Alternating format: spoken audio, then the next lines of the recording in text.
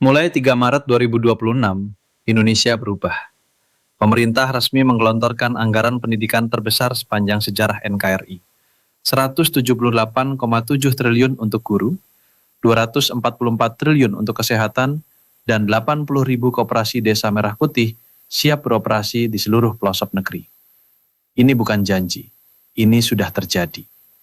Dan yang lebih mengejutkan, ada satu keputusan besar yang akan langsung menyentuh hidup Anda, keluarga Anda, mulai hari itu. Tonton sampai habis, karena kalau Anda melewatkan ini, Anda akan ketinggalan informasi yang jutaan orang Indonesia sedang cari tahu sekarang juga. Saudara-saudara sebangsa dan setanah air, ada sesuatu yang sangat besar sedang terjadi di negeri ini.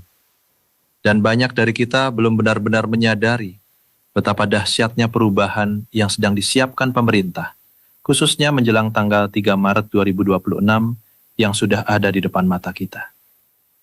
Hari ini kita akan bicara panjang dan tuntas tentang uang negara yang dialokasikan untuk Anda, untuk anak Anda, untuk kesehatan Anda, untuk desa Anda, dan untuk masa depan Indonesia secara keseluruhan. Mari kita mulai dari titik yang paling mendasar, pendidikan. Karena tidak ada bangsa yang bisa maju tanpa generasi yang cerdas, terampil, dan berdaya saing tinggi. Dan pemerintah tampaknya sudah sangat serius menyadari hal ini. Untuk tahun anggaran 2026, alokasi untuk gaji guru, penguatan kompetensi guru, kesejahteraan guru, serta dosen mencapai angka 178,7 triliun rupiah. Angka ini bukan sekadar statistik. Ini adalah sinyal nyata bahwa profesi guru akhirnya mendapat tempat yang layak dalam prioritas anggaran nasional. Dan yang lebih penting lagi, tunjangan profesi guru, baik untuk guru non-PNS maupun guru ASN daerah, disiapkan secara memadai.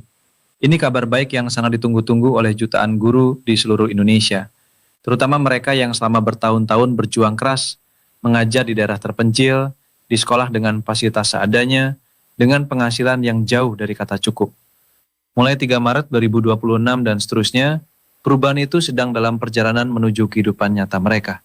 Tapi reformasi pendidikan kali ini tidak berhenti pada soal gaji dan tunjangan.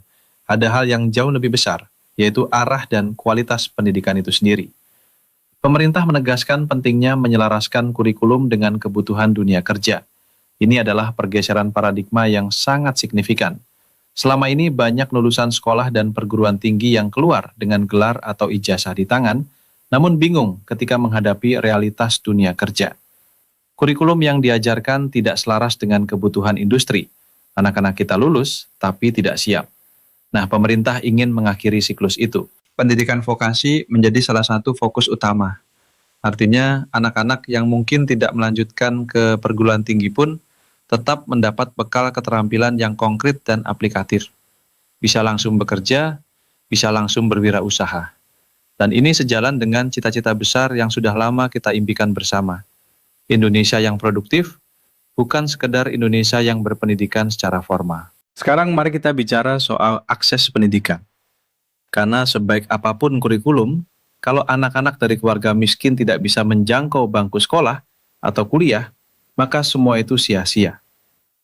Disinilah program Indonesia Pintar hadir dengan sangat masif.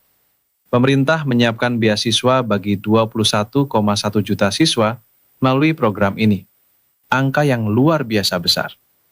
Dan untuk level perguruan tinggi, ada KIP kuliah yang akan menjangkau 1,2 juta mahasiswa. Bayangkan, jutaan anak Indonesia yang terlahir dalam keluarga tidak mampu, kini punya kesempatan nyata untuk bersekolah dan kuliah tanpa harus khawatir soal biaya. Tidak hanya itu, peningkatan kualitas fasilitas sekolah dan kampus juga mendapat alokasi sebesar 150,1 triliun rupiah. Jadi bukan hanya soal uang saku siswa atau gaji guru, tapi juga soal gedung, laboratorium, perpustakaan, koneksi internet di sekolah, semua infrastruktur yang mendukung proses belajar mengajar yang berkualitas. Karena percuma kita punya guru hebat kalau ruang kelasnya bocor.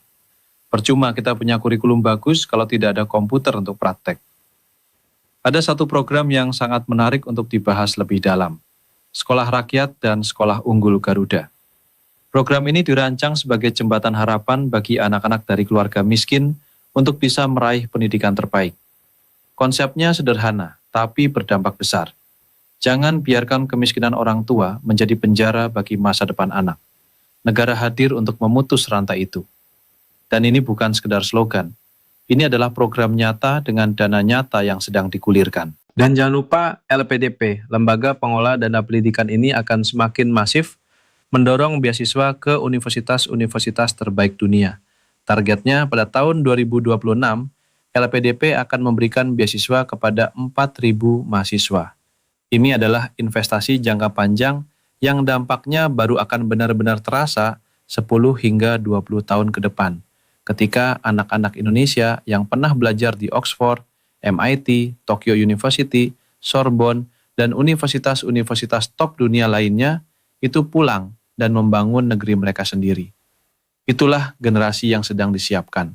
Generasi yang cerdas, inovatif, dan siap bersaing di panggung global. Karena kita harus jujur, kita masih harus mengejar ketertinggalan di bidang sains, teknologi, engineering, dan matematika. Dan jalan satu-satunya adalah melalui pendidikan yang serius dan berkesinambungan. Sekarang kita beralih ke sektor yang tak kalah vital, kesehatan. Menjelang dan sesudah 3 Maret 2026, pemerintah juga menggelontorkan anggaran kesehatan yang sangat besar, yaitu 244 triliun rupiah. Dan penekanannya sangat jelas. Bukan sekedar membangun rumah sakit mewah di kota-kota besar, tapi memastikan bahwa setiap warga negara Indonesia, termasuk mereka yang tinggal di pelosok desa, bisa mengakses layanan kesehatan yang berkualitas. Salah satu pilar utamanya adalah Jaminan Kesehatan Nasional atau JKN. Setiap tahun, pemerintah menanggung sepenuhnya biaya asuransi kesehatan bagi 96,8 juta jiwa masyarakat miskin dan rentan. Ini jumlah yang hampir setara dengan total populasi beberapa negara besar di dunia. Dan ini adalah bentuk nyata dari negara yang hadir untuk rakyatnya. Tidak ada lagi cerita orang miskin yang sakit tapi tidak bisa berobat karena tidak punya uang. Anggaran kesehatan 2026 juga difokuskan untuk merevitalisasi rumah sakit, mempercepat penurunan stunting, memberikan bantuan gizi untuk balita dan ibu hamil, mengendalikan penyakit menular dan menurunkan angka tuberkulosis atau TBC yang masih menjadi masalah serius di Indonesia. TBC bukan penyakit kuno yang sudah selesai. Ini masih membunuh puluhan ribu orang Indonesia setiap tahunnya. Dan pemerintah menyatakan ini sebagai prioritas yang harus ditangani secara serius. Ada satu program yang patut mendapat perhatian lebih, cek kesehatan gratis. Ini adalah program yang sangat strategis karena prinsipnya adalah pencegahan. Lebih baik mendeteksi penyakit lebih awal daripada mengobati ketika sudah parah. Dari sisi biaya, logikanya sederhana. Biaya pencegahan jauh lebih murah daripada pengobatan. Dan dari sisi manusia, tentu lebih baik seseorang tahu ia punya tekanan darah tinggi sebelum ia terkena stroke, bukan sesudahnya. Program cek kesehatan gratis ini adalah salah satu kebijakan paling humanis yang pernah dirancang dalam sistem kesehatan nasional kita. Sekarang mari kita masuk ke bagian yang sangat dekat dengan kehidupan sehari-hari masyarakat di akar rumput. Ekonomi Kerakyatan dan Koperasi Desa Kelurahan Merah Putih. Ini adalah program yang bisa dibilang revolusioner dalam konteks Indonesia hari ini. Sebanyak 80.000 koperasi desa dan kelurahan telah terbentuk dan siap beroperasi. Tujuannya, mempermudah masyarakat desa mengakses sembako, logistik, pupuk, hingga layanan keuangan. Semuanya dalam satu ekosistem yang terintegrasi. Salah satu masalah terbesar yang selama ini menggerogoti ekonomi masyarakat desa adalah rentenir. Orang miskin yang butuh uang cepat tidak punya pilihan selain meminjam dari rentenir dengan bunga yang tidak masuk akal. Bisa 10%, 20%, bahkan lebih per bulan. Hasilnya, mereka semakin terjerumus dalam lingkaran kemiskinan yang tidak ada ujungnya. Pemerintah menyatakan dengan tegas, praktik rentenir akan dihilangkan dari bumi Indonesia. Dan solusinya konkret. Bank Himbara menyiapkan pendanaan murah agar Koperasi Desa Merah Putih bisa memberikan akses pembiayaan dengan bunga yang rendah kepada masyarakat desa. Ini adalah perubahan yang nyata dan terasa langsung di kantong rakyat kecil. Desa dan kelurahan diposisikan sebagai tulang punggung ekonomi kerakyatan. Ini adalah visi yang sangat tepat, karena sebagian besar rakyat Indonesia masih tinggal di daerah, bukan di Jakarta atau kota-kota besar. Dan kalau kita ingin pertumbuhan ekonomi yang merata dan berkelanjutan, maka kita harus memulainya dari desa. Membangun UMKM lokal, memperkuat koperasi, menghidupkan ekonomi berbasis gotong royong yang memang sudah menjadi tradisi dan budaya kita sejak lama. Dan disinilah kita perlu berhenti sejenak untuk merefleksikan sesuatu yang lebih dalam. Di balik semua angka anggaran dan program-program besar ini, ada semangat yang lebih mendasar, semangat persatuan. Pemerintah mengingatkan kita bahwa apapun perbedaan kita, suku, ras, agama, aliran politik, kita adalah satu keluarga besar Indonesia. Dan setiap presiden yang pernah memimpin negeri ini, dari yang pertama hingga yang sekarang, masing-masing telah memberikan kontribusi nyata bagi keberlangsungan bangsa ini. Kita mungkin melihat kekurangan dan kesalahan dalam perjalanan bangsa ini. Dan itu wajar, karena setiap manusia dan setiap pemimpin punya batas kemampuan.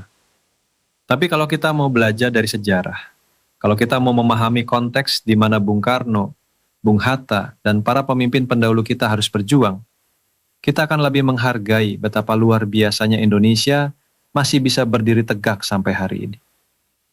Hanya dalam 2 minggu setelah penyerahan kedaulatan pada 1949, ada upaya pembunuhan terhadap presiden, wakil presiden, dan perdana menteri. Ada pemberontakan demi pemberontakan. Ada tekanan dari kekuatan-kekuatan besar dunia yang tidak menginginkan konsep Indonesia bersatu ini berhasil. Tapi Indonesia tetap berdiri. Dan hari ini menjelang 3 Maret 2026, Indonesia tidak hanya berdiri. Indonesia sedang berlari menuju masa depan yang lebih cerah. Dengan anggaran pendidikan terbesar sepanjang sejarah NKRI, dengan 96,8 juta jiwa yang dijamin kesehatannya oleh negara, dengan 80.000 koperasi yang siap menjadi urat nadi ekonomi desa, dengan beasiswa untuk jutaan anak Indonesia yang bermimpi besar, tapi terlahir dalam keterbatasan. Ini bukan utopia. Ini adalah rencana yang sedang dieksekusi.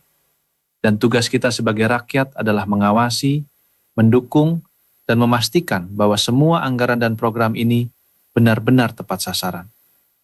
Karena pemerintah sendiri sudah mengingatkan, anggaran pendidikan harus tepat sasaran. Artinya ada potensi kebocoran, ada risiko salah kelola, ada kemungkinan program yang bagus di atas kertas, tapi tidak berjalan di lapangan.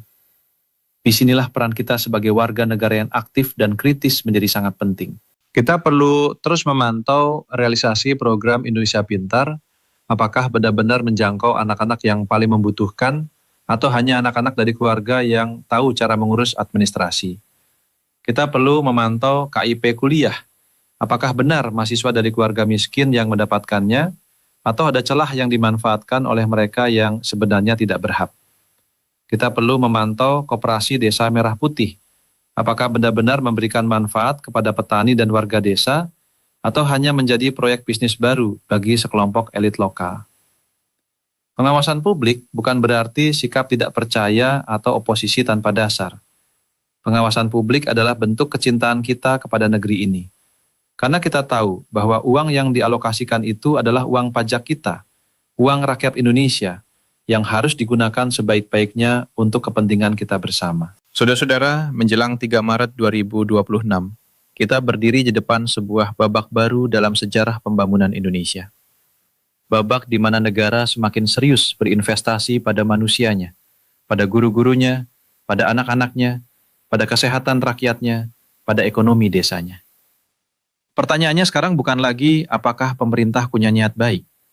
Pertanyaannya adalah, apakah kita, semua komponen bangsa ini, bisa bersatu padu untuk memastikan bahwa niat baik itu benar-benar terwujud di kehidupan nyata.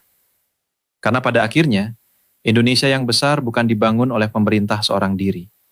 Indonesia yang besar dibangun oleh seluruh rakyatnya, oleh guru yang mengajar dengan sepenuh hati, meski gaji belum cukup, oleh petani yang bertani dengan tekun, meski pupuk mahal, oleh ibu-ibu yang mendidik anak-anaknya dengan nilai-nilai luhur di rumah masing-masing, oleh anak-anak muda yang berani bermimpi besar dan berani bekerja keras untuk mewujudkannya.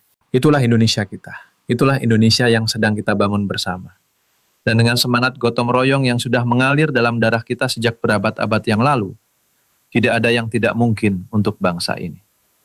Sampai jumpa di video berikutnya, dan terus kawal perubahan ini karena perubahan hanya terjadi kalau kita semua terlibat.